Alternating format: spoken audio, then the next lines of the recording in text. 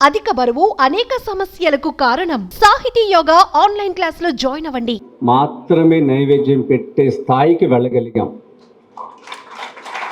నిత్యం ఇది 3.5 సంవత్సరాల నుంచి ఏదైతే ఈ గో ఉన్నదో, గో ఆధారితంగా గోమయం గోమూత్రంతో పండించిన పంటలు మన ఈ 2 తెలుగు రాష్ట్రాల్లో 25,000 మంది ప్రేరణ స్ఫూర్తి కలిగారు.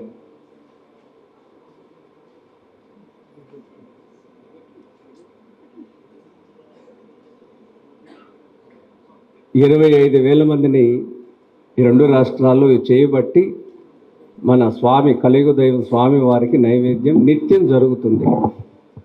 దీనికి ఇంటి పంట చేసుకోవటం వల్ల మీరు వారంలో 4-5 రోజులు ఆకుకూరలు కూరగాయలు మీ ఇంట్లో పండించుకున్న దాంతోనే మీరు తినగలుగుతారు అని చెప్పి 2012 నుంచి ఈ కార్యక్రమాలు చేస్తున్నాం. ఇది ఎందుకంటే ఒక మట్టితో, ఒక గోవితో, ఒక విత్తనంతో పిల్లలకి కల్చర్ నేర్పడానికి ఆడవాళ్ళు తలుచుకుంటే ఇల్లంతా స్వరూపం మారిపోతుంది. అందుకని ఈ కార్యక్రమం ద్వారా మన భాగ్యనగరం ఇంకా వేరే వేరే జిల్లాల్లో విజయనగరం, విశాఖపట్నం, వరంగల్ ప్రతి జిల్లాలో ఇలా ఇంటి పంటలు తయారు చేసిన వాళ్ళు తయారు చేశాం. దీనివల్ల భూతాపం తగ్గుద్ది. మనం వస్తు వినియోగం, వస్తు వ్యామోహం బాగా పనిచేసుకున్నాం. నిరాడంబరంగా బతకటం మానేశాం. ప్రతిదీ ఆర్భాటంగా బతుకుతున్నాం. ఎంత ఆర్భాటంగా బతికితే ఈ భూమి మీద మనం అంత విద్యుత్తును వాడాలి. విద్యుత్తును వాడిన కొద్ది కార్బన్ డైఆక్సైడ్ పెరుగుద్ది. కార్బన్ డైఆక్సైడ్ పెరిగి ఉంది, భూతాపం పెరుగుద్ది. ఇది ఒకదానికొకటి. అందుకనే మీరు వాడే వస్తువుల్లో మీ ఇళ్లల్లో శుభకార్యాలకి, పెళ్ళిళ్ళకి, దేనికైనా సరే చేత్తో తయారు చేసిన వస్తువులను ఉపయోగించండి. ఇది దయచేసి ఇవి వాడండి. ఎంఎన్సి కంపెనీలు, పెట్టుబడిదారు వస్తువులు మీరు అన్నీ వినియోగిస్తే ఇవన్నీ కరెంటు మీద, యంత్రం మీద, ఇంధనం మీద తయారవుతాయి. అది తర్వాత యూజ్ అండ్ త్రో కల్చర్ని విడనాడండి. వాడిన వస్తువుని తిరిగి వాడండి. ఇది ఒక దుప్పటి, దీన్ని మళ్ళీ నేను తిరిగి సంచి తయారు చేసుకున్నా. ఇలాంటివి మనం వాడాలి. ఇది ఆదర్శంగా నిలబడాలి. ఈ భూమి మీద మట్టిని మనం మాయం చేస్తున్నాం. మనం వాడినంత ప్లాస్టిక్ బాటిల్స్, ప్లాస్టిక్ పాలిథిన్ను భారతదేశంలో, ప్రపంచంలో ఏ దేశం వాడట్లేదు. ఇలాంటి ఆటలో నెంబర్ 1 పొజిషన్లో మనం ఉన్నాం. ఒక ఒలింపిక్లో లేవు. ఇలాంటి ఆటలో అయితే నెంబర్ 1లో ఉన్నాం. అందుకని మనకి ముందు మనం ఈ భూమి మీద మన తాతలు నివసించారు. తాతలకు ముందు వాళ్ళ తాతలు నివసించారు. ఇది ఎన్ని సంవత్సరాలు, ఎన్ని లక్షల సంవత్సరాల పరంపరో తెలియదు. మరి మనం తాతను చూసాం. ఈ భూమి మీద ఎంత ఆరోగ్యంగా ఉన్నారో. ఆవుతో వాళ్ళు బతికారు. ఆవుతో పంటలు పండించారు. గోవుతో నందితో సేద్యాలు చేశారు. ఇవన్నీ చేశారు కాబట్టి అంత శ్రేష్ఠులుగా ఉన్నారు వాళ్ళు. అందరినీ పలకరించేవాళ్ళు. ఊరికి ఏదైనా సమస్య వచ్చినా అది ఇంటి సమస్యగా భావించి అందరు కలిసేవాళ్ళు. ఇవన్నీ ఎందుకు వచ్చినాయి అంటే తినే ఆహారం ద్వారా ఆ స్పందన వస్తుంది. జైసా అన్నయ్య వైసా మన్, అన్నాన్ని బట్టి బుద్ధి మనసు అని చెప్పారు కృష్ణ భగవానుడు. మళ్ళీ అలాంటి ఆహారం తినాలంటే ఉన్న గోవులు బతకాలి. ఉన్న గోవులు బతకాలంటే ఇప్పుడు ఈ బాలకృష్ణ స్వామి చేసే పని అది చాలా చిన్న విషయం కాదు. అది ఒక యజ్ఞం. ఇది ఒక జిల్లా నుంచి, ఒక రాష్ట్రం నుంచి ఇలా తిరగటం వల్ల పాలేకర్ గారితో మాట్లాడాను, నా గురువు. ఈయన తిరుగుతున్నప్పుడు ఏ జిల్లాలో రైతుల్ని ఆ రూట్ మ్యాప్ ప్రకారం అక్కడ వాళ్ళకి స్వాగతం చెప్తే బాగుంటుంది, ఆయనకి ఏమైనా అవసరాలు తీరిస్తే బాగుంటుంది అని చెప్పారు. దీనివల్ల ఒక చైతన్యం వస్తుంది. ఇప్పుడు ఇది మీకు తెలుసో లేదో, గుజరాత్లో, రాజస్థాన్లో ఒక స్వామి ఉన్నారు, పత్మేడా స్వామి,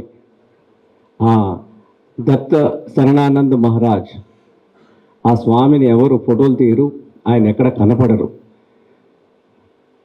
ఆయన తిరుమల తిరుపతి దేవస్థానానికి శివకుమార్ గారు టీటీడీ బోర్డు మెంబర్గా ఉన్నప్పుడు నన్ను అక్కడికి తీసుకువెళ్ళారు శివకుమార్ గారు. శివకుమార్ గారి ద్వారానే స్వామివారికి నైవేద్యం ఇచ్చడానికి నాకు అప్పుడున్న అధికారులను పరిచయం చేయడం వల్ల దీంట్లో ధర్మం ఉందని తెలిసి ఆ ప్రతికూల వాతావరణంలో కూడా దీన్ని ఒప్పుకున్నారు వాళ్ళు. ఇది నిరంతరం జరుగుతుంది. దత్త శరణానంద మహారాజు దానికి ముందు చాతుర్మాస దీక్షలు కొండ మీద చేశారు. ఈ విషయం ఎందుకు చెప్తున్నారంటే, స్వామి ఆయన నేను అక్కడ ఉన్నానని తెలిస్తే మార్వాడి వాళ్ళందరూ కూడా కొన్ని వందల వేల మంది అక్కడికి వచ్చేస్తారు. ఎవరికి తెలియకుండా చాతుర్మాస దీక్షలు చేశారు ఆయన. చాలా నిరాడంబరు ఆయన. 6 అడుగుల మహానుభావుడు ఆయన, ఆజానుబాహుడు.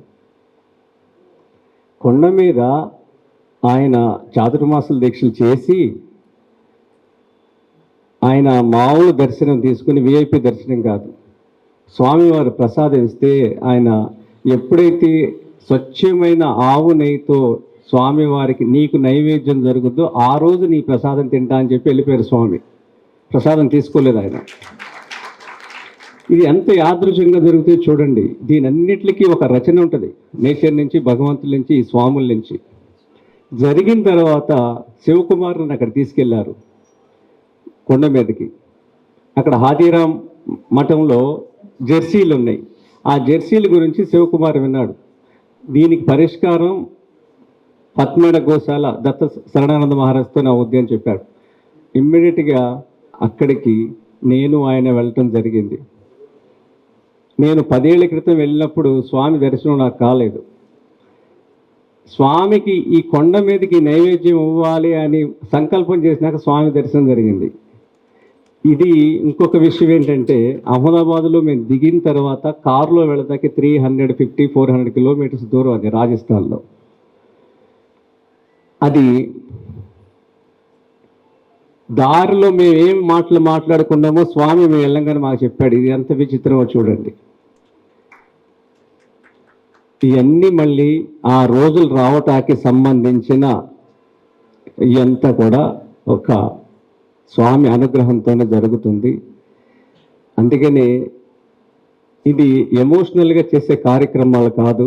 నిజంగా మీలో చైతన్యం మేలుకోవాలంటే, మీ పిల్లలు హాస్పిటల్ మొహం చూడకుండా మీరు బతకాలన్నా, మీ పిల్లలు బతకాలన్నా, మీ తాత ఏదైతే చేశారో, మీ తాత ఆరోగ్యాన్ని మీరు చూశారు. తాత కన్నా గట్టిగా మీ నాన్న లేరు, మీ నాన్నకున్నంత గట్టిగా మీరు లేరు.